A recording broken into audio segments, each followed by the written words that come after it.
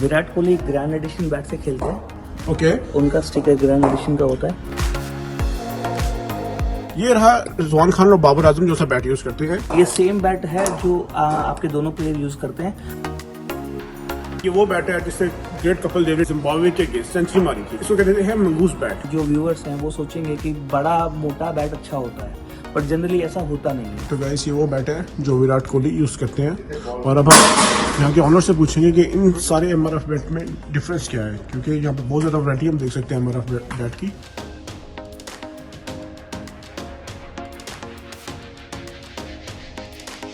विराट कोहली इसमें से कौन सा बैट यूज करता है और इतनी वैरायटी क्यों? जी सर, कैसे हैं आप? जी बोलिए। सर ये बताएं कि आपके पास एमआरएफ की इतनी ज्यादा वैरायटीज हैं, तो विराट कोहली कौन सा एमआरएफ का बैट यूज करते हैं, हमारे लोग जानना चाहेंगे। जी, Virat Kohli grand edition bat से खेलते हैं। ओके उनका स्टिकर ग्रैंड एडिशन का होता है। ओके, उनका बैट डिफरेंट हो सकता है, लेकिन वो स्टिकर इससे खेलते हैं। इसके ऊपर भी और भी एडवांस मॉडल आते हैं जनरल पब्लिक के लिए। इसमें वैरायटी इसलिए होती है क्योंकि कंपनी को हर तरीके के कस्टमर को कैटर करना है, तो उन्होंने सस्ते से लेके महंगे तक सारे ऑप्शन दे रखे हैं। Okay. तो अकॉर्डिंग टू द ग्रेडिंग ये प्राइसिंग आती है, ग्रेड 4, 3, 2, 1 एंड प्लेयर ग्रेड। तो सर विराट कोहली कौन सा बैट के साथ खेलते होंगे, आपके आइडिया के मुताबिक क्या उसकी कॉस्ट होगी?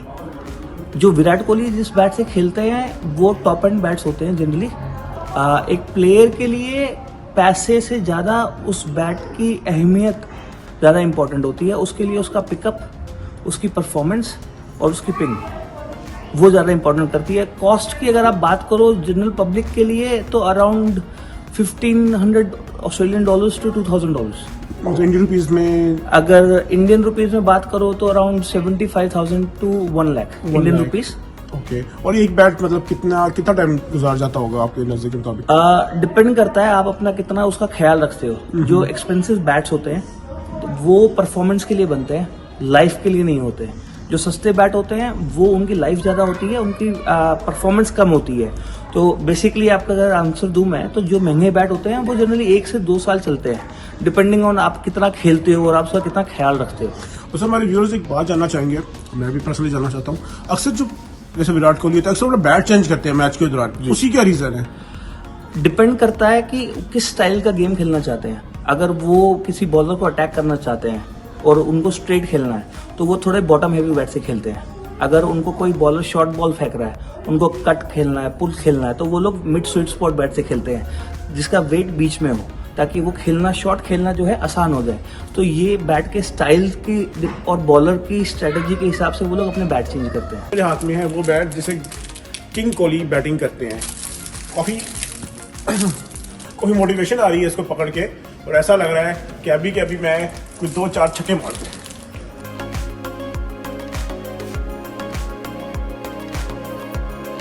मैं चाहता हूँ हमारे व्यूअर्स पूछेंगे कि आपने विराट कोहली के बैट का, धोनी के बैट का तो पूछा, बाबर आजम रिजवान खान के बैट का क्यों नहीं पूछा?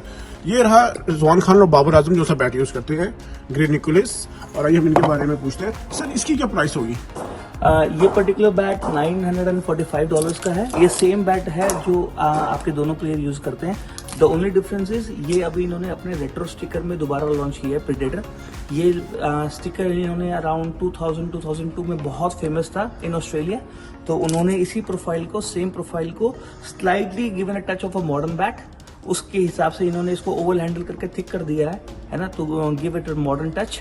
और ये बैट लॉन्च किया है, काफ़ी स्किनी एजेस हैं, छोटा बैट लगेगा आपको, लेकिन ये बहुत हार्डली प्रेस्ड है। इसके अंदर मॉइस्चर कंटेंट बहुत है, तो ये बैट की लाइफ जो है डबल हो जाती है। जैसे ही मॉइस्चर कंटेंट आता है, बहुत सारे हमारे जो व्यूअर्स हैं वो सोचेंगे कि बड़ा मोटा बैट अच्छा होता है, बट जनरली ऐसा होता नहीं है। It's not the size of the bat, it's basically the performance, the way the bat has been made. ठीक है, ये Gray Nicolls is one of the best bat maker in the world. There is a reason why they are still producing out with such a shape when everyone is asking for a thicker bat. तो आप basically the idea here is कि मोटे bat को अच्छा ना समझे, एक bat की मेकिंग को समझे, लकड़ी को समझे, उसकी परफॉर्मेंस को समझे, उससे आप अपना डिसीजन लें। तो again coming back to this one, छोटी एज है, स्पाइन बहुत ज़्यादा बड़ी नहीं है, लेकिन फुल प्रोफाइल बैट है, नाइसली बैलेंस्ड, बहुत अच्छी तरीके से इसको हार्डली प्रेस किया हुआ है, जिसकी वजह से आपको लाइफ ज़्यादा मिलती है इस बैट से और परफॉर्मेंस अच्छी मिलती है।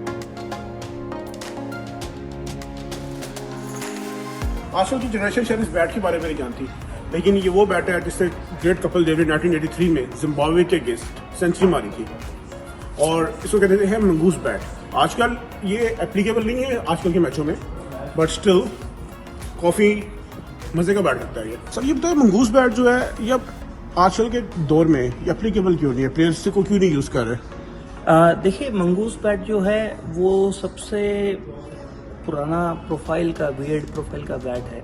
ये आईसीसी ने इसको मना कर दिया है, बैन कर दिया है। आईसीसी ने अब एक अपनी मिनिमम और मैक्सिमम साइजिंग रख दी है।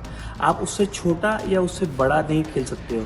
ये बेसिकली एक डिसएडवांटेज देता है बॉलर को, तो it's a unfair play. That's why इन्होंने एक इसको बंद करके अभी स्टैंडर्ड जो विड्थ है, एज है, वो 40 mm से ज़्यादा नहीं हो सकती, और जो फेस ऑफ द बैट है वो 108 सेंटीमीटर से मिलीमीटर से ज़्यादा नहीं हो सकता। The same with the length of the bat, maximum 36 inch का हो सकता है, उससे ज़्यादा लंबा बैट नहीं हो सकता। तो क्या ये अभी भी क्लब क्रिकेट में यूज़ हो रहा है या? ये संडे क्रिकेट बेसिकली जिसको हम पार्क क्रिकेट बोलते हैं, ये उसमें फेमस है, जहाँ पे लोग सोशल होने के लिए खेलते हैं, जहाँ पे इतना सीरियस क्रिकेट नहीं होता है, कॉम्पिटिटिव लेवल इतना हाई नहीं होता है। People are there more just for fun और एंजॉइंग द स्पोर्ट और एंजॉइंग द गेम। वहाँ पे ये आज भी यूज होता है, या फिर ये कलेक्टर्स आइटम है जहाँ पे लोग शौकिया लोग अपने इसको ड्राइंग रूम में या अपने ऑफिस रूम में इसको मेंटेन करके रखते हैं।